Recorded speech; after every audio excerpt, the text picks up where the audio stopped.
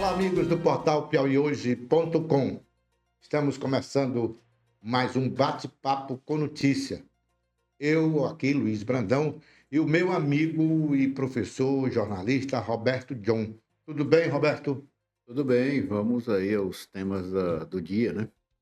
Roberto, ontem nós tratamos aqui no programa da questão do Pix, né? A polêmica sobre o Pix, sobre a taxação do Pix, né?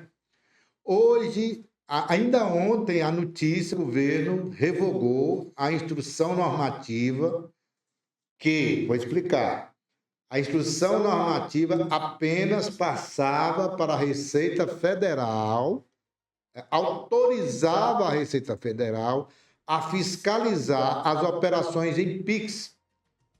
Ou seja, o governo, os bancos iam ter que informar para a Receita Federal as operações em Pix acima de R$ 5.000, pessoas físicas, e acima de R$ 15.000, pessoa jurídica. Essa instrução normativa gerou uma onda espetacular de fake news, né?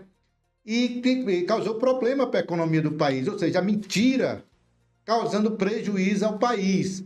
Então, o governo o que fez? Acertadamente, o governo calou a boca dos mentirosos, né? E desmoralizou a fábrica de fake news, na medida que ele revogou a instrução normativa e o Pix voltou a ser como era, para a felicidade dos sonegadores, para a felicidade daqueles que gostam de lavar dinheiro. Porque sem fiscalização, era isso a intenção da Receita Federal, era fiscalizar exatamente a lavagem de dinheiro e as operações atípicas, né? A lavagem de dinheiro, a sonegação, mas a mentira venceu, o governo teve que se render para não causar prejuízos. Tanto era um movimento de especulação e de favorecimento, Roberto John, aos sonegadores e às pessoas, aos grandes grupos que gostam de lavar dinheiro, grupos criminosos, diga-se de passagem.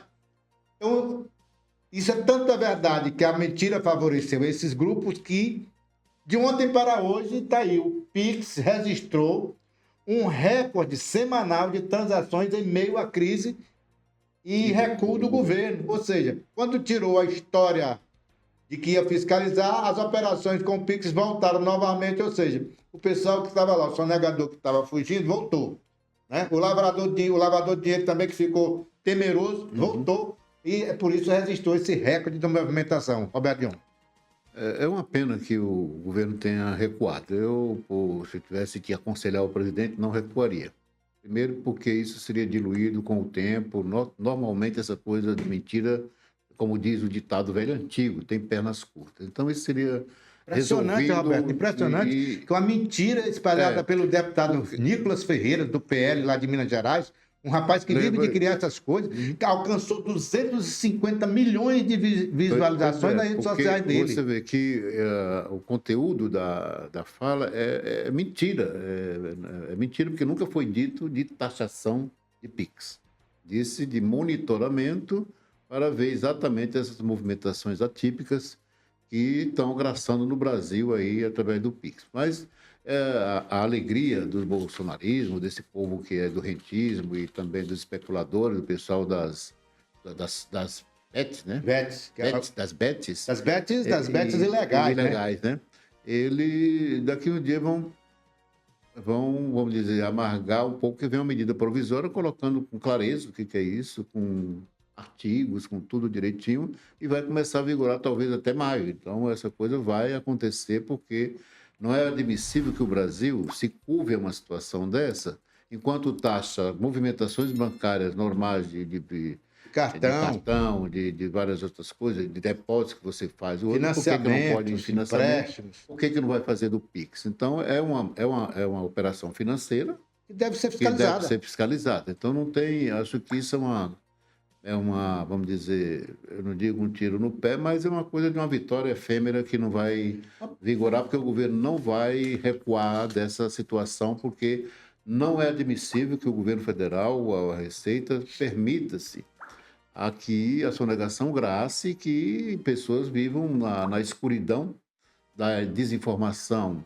e da questão da desonestidade, ganhando bilhões às custas enquanto que o erário público não vê para onde que esse dinheiro vai. Então é uma questão de tempo. Eu não vejo isso como mais. Eu acho que houve uma desarticulação do governo na divulgação da medida. Acho que O erro foi de comunicação. Comunicação. E isso, logo no início, tinha que ter barrado, dizendo exatamente o que era uma nota e acabava.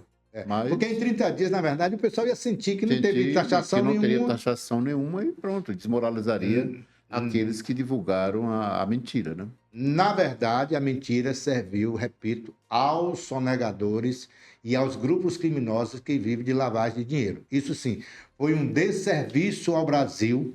A fake news, como sempre, é um desserviço à sociedade, ao país, à humanidade, na verdade. Então, as fake news, a regulamentação das redes sociais, da internet no Brasil, precisam ser feitas urgentemente para evitar que pessoas mal intencionadas, mau caráter, picaretas, usem as redes sociais exatamente para fazer o mal àqueles que mais precisam e mal ao país. Roberto John. É isso, eu acho que foi um erro, recuo, eu acho, repetindo, foi um erro estratégico do governo, não devia recuar, esperar um tempo aí, porque isso seria diluído com o tempo. A própria comunicação do governo se encarregaria de, olha, não aconteceu nada, está aí. Mas isso, porque havia também um certo medo disso gerar uma onda descontrolada do ponto de vista, como ocorreu naquele episódio na Dilma, da passagem dos 20 centavos. 20 centavos de ônibus. Que criou um movimento que não teve, e também político, né, na verdade. Poderia entrar por uma politização que poderia gerar problemas para o governo, no sentido de governabilidade, por conta dessa ignorância ou dessa incapacidade de se compreender processos que são racionalizados dentro da lógica e tal, mas que há os mentirosos, aqueles que são desonestos e que ficam fazendo esse trabalho de serviço à nação. Na verdade, esses desonestos que prestam eles têm vencido essa batalha, porque a mentira tem sido muito maior, muito mais rápida, muito mais eficaz do que a verdade. É isso. Não é verdade? Mas vamos mudar aqui para a notícia boa. Nós entrevistamos aqui, recentemente, o prefeito de Teresina, né? O prefeito Silvio Mendes. Ele, na época, ainda era prefeito eleito, não havia assumido o cargo. E uma das preocupações e prioridades que o prefeito anunciou aqui para a gente, e anunciou na sua campanha, inclusive como médico, foi exatamente a atenção especial para o caos que vive a saúde pública de Teresina. E hoje, viu, Roberto, o prefeito Silvio Mendes nomeou 351 profissionais aprovados no concurso da Fundação Municipal da Saúde. Essas pessoas, a lista das pessoas nomeadas está no portal piauihoje.com. Os nomes estão lá. Essa é uma ação, Roberto, que visa enfrentar a dificuldade e falta de pessoal nos hospitais públicos de Teresina. Qual a sua avaliação? Muito positivo, porque ele já tinha falado do caos que encontrou, né, na prefeitura, da administração passada, e isso vai beneficiar várias unidades de saúde de Teresina.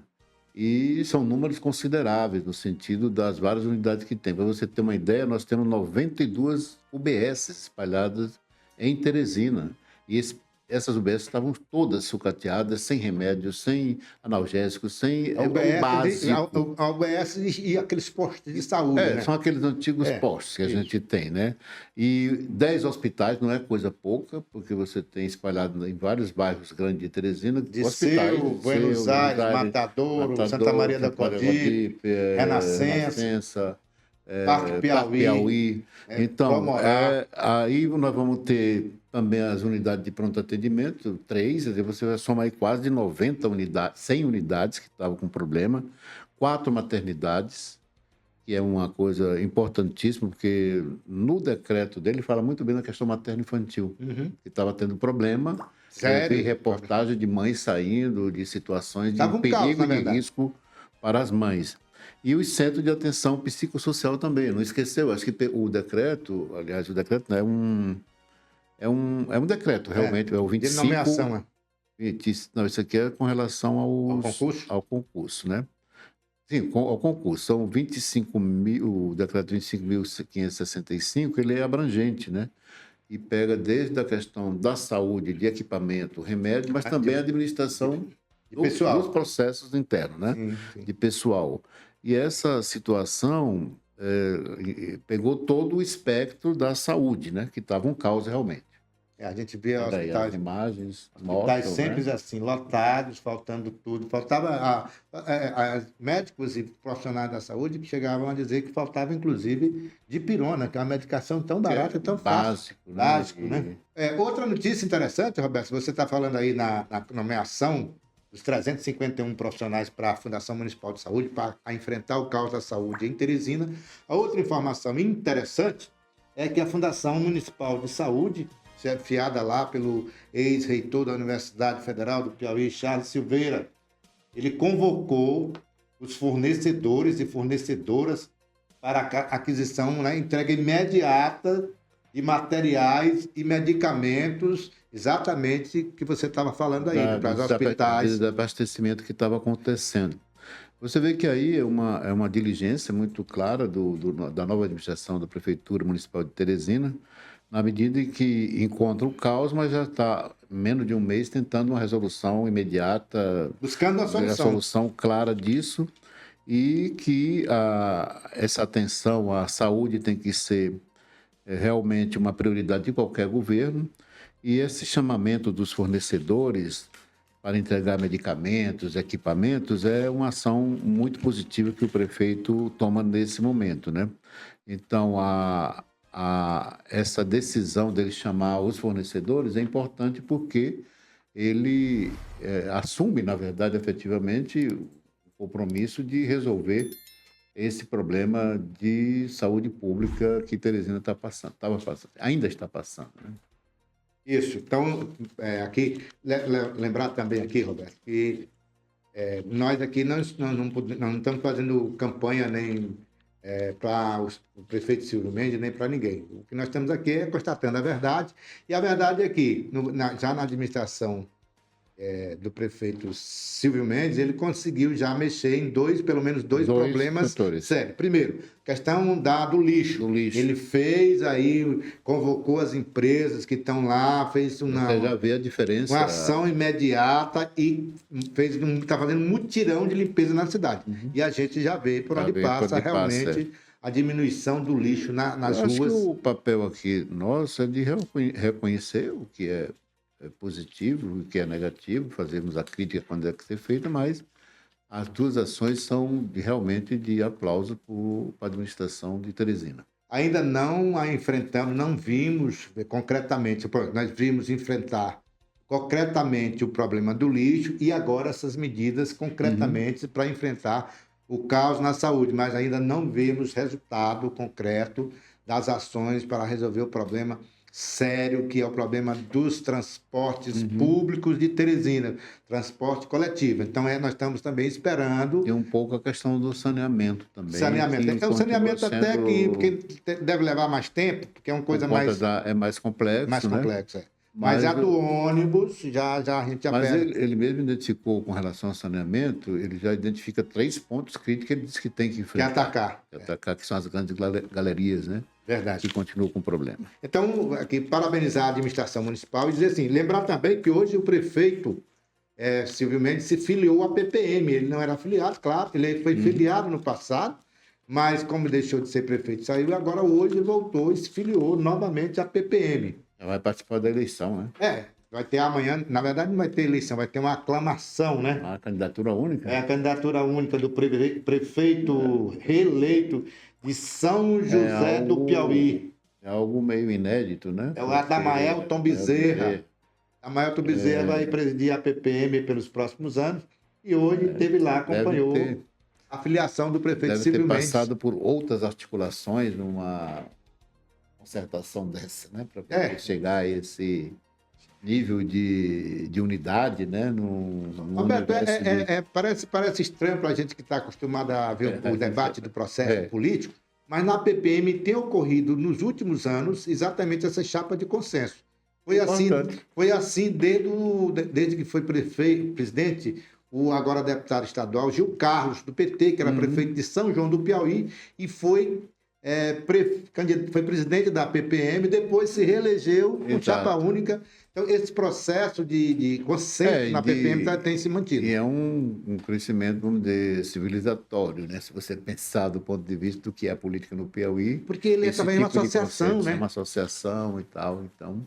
Mas você encontra lá dentro as clivagens políticas claras, né? De liberais, não liberais, de pessoal mais à esquerda, mais à direita, mas esse tipo de consenso é importantíssimo e deveria ser um exercício realmente das lideranças políticas de manter suas posições, mas chegar e ter a capacidade do diálogo e do consenso. E geralmente isso só ocorre, esses consensos, quando o jogo da verdade ocorre das partes que estão dentro do jogo, dentro da arena, na discussão. E a verdade, quando a verdade é colocada, há uma racionalidade para resolver o problema. Um cede aqui, outro cede acolá. Estou falando no geral, né? No caso da PPM, são questões que geralmente eles levam para Brasília, nos grandes congressos que existem da Associação Nacional e da Confederação, e lá tem um certo embate com relação à posição da Federação ou da Associação Nacional com relação ao governo, dependendo de qual seja o governo que esteja, tem umas certas tensões. Mas chegando uma unidade como o Piauí, com um certo consenso, uma certa harmonia, isso é positivo. Para falar em Piauí, vamos falar de notícia boa também, Roberto John. Dados do Ministério da Educação confirmam. O Piauí lidera o ranking de notas altas na redação do Enem do ano passado, em 2024. Segundo o Ministério da Educação, o Piauí foi o estado com o maior percentual de notas 980 ou mais, de 950 na redação, considerando o número de participantes. O Piauí, neste ano, não teve nota 1000 na redação do Enem. No ano passado, ocorreram, me parece, se não me falha a memória, 2 notas 1000. Mesmo assim, mesmo não tendo nota 1000, o Piauí lidera o ranking das maiores notas da redação do Enem. Isso mostra uma capacidade de planejamento e também o conceito que foi colocado desde o governo Wellington Dias, da prioridade da educação, da escola integral, de segundo grau em todos os municípios. Então, tem toda uma situação aí de uma ação de governo. Você está assistindo o Bate-Papo com Notícia, aqui no portal piauihoje.com, programa que nós apresentamos todas as tardes para o mundo. Eu e o jornalista Roberto John.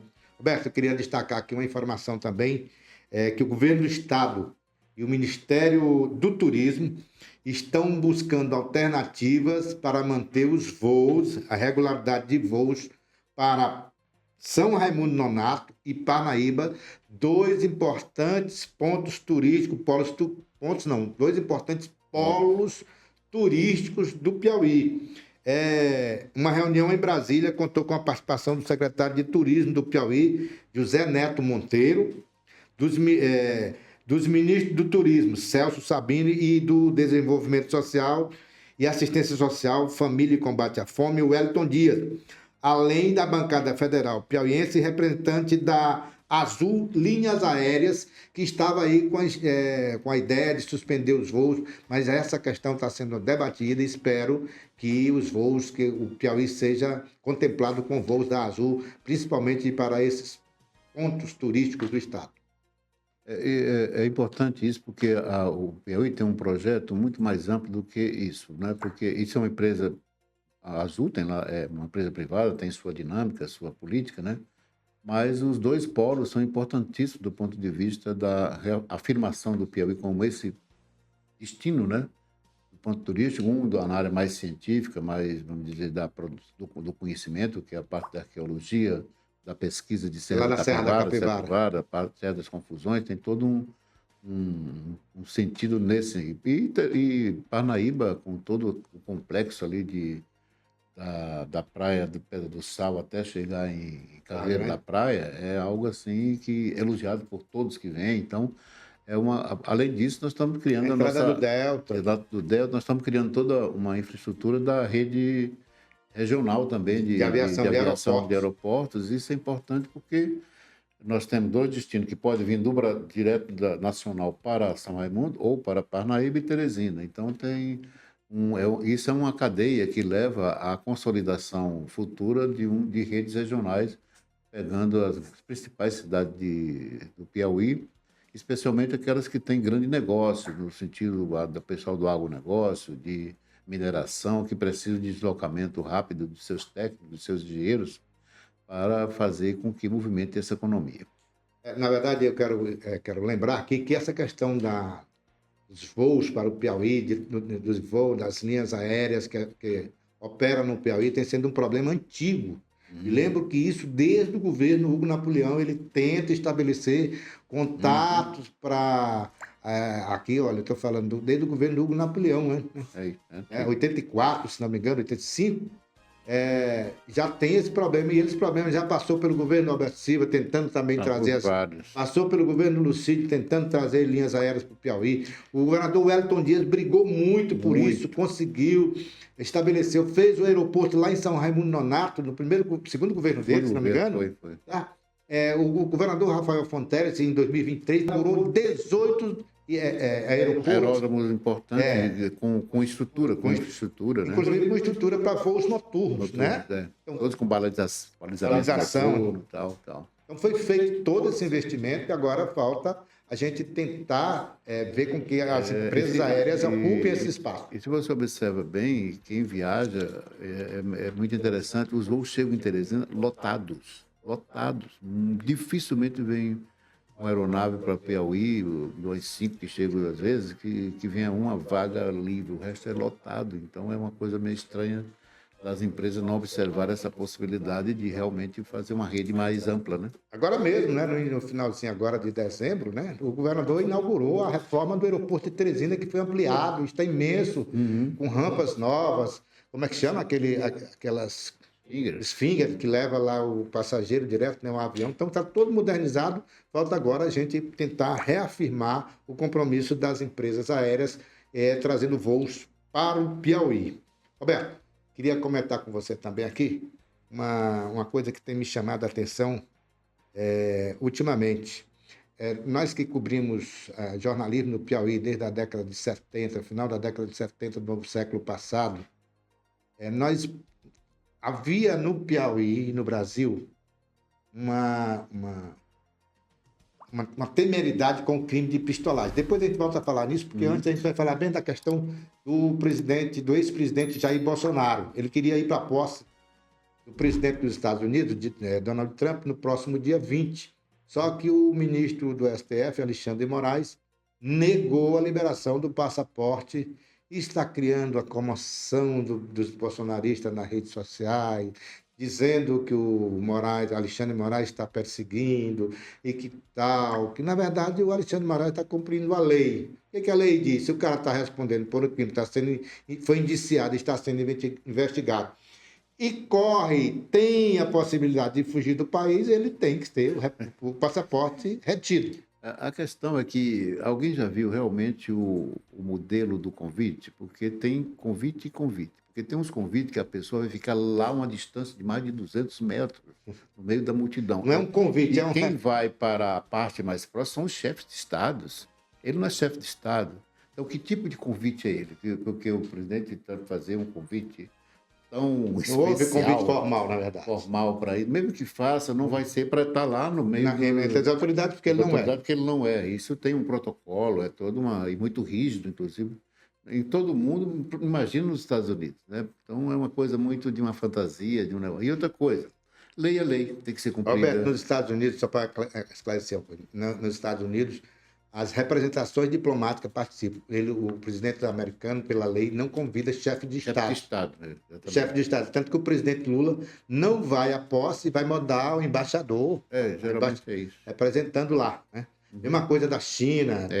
O próprio primeiro-ministro de Israel também não vai, o Benjamin Netanyahu, já mandou de informar que vai mandar representante, embaixador. Diplomática. Esse que é o caminho formal dentro da questão internacional, das relações internacionais entre países, é esse que é o ritual. E é uma grita sem necessidade, criando uma coisa que não tem sentido, E Deu um a universo. verdade é que ele está indiciado, está sendo processado, Está inelegível. inelegível, tem um conjunto de situação. E a lei brasileira tem que ser cumprida e acabou. Não tem quem é investigado, não pode ter um privilégio para um ou para Uma outro, classe. para uma classe e para um indivíduo. Simplesmente, vamos dizer, fazer com que a instituição jurídica ignore o que está escrito na lei. Ele sempre defendeu as 4 linhas da Constituição, então está sendo cumprida, é só isso. Roberto, outro assunto que, em relação ao ex-presidente Jair Bolsonaro, aquele agora, os bolsonaristas, e ele principalmente, tem colocado nas redes sociais que a salvação dele para algumas coisas é a posse do presidente dos Estados Unidos, Donald Trump.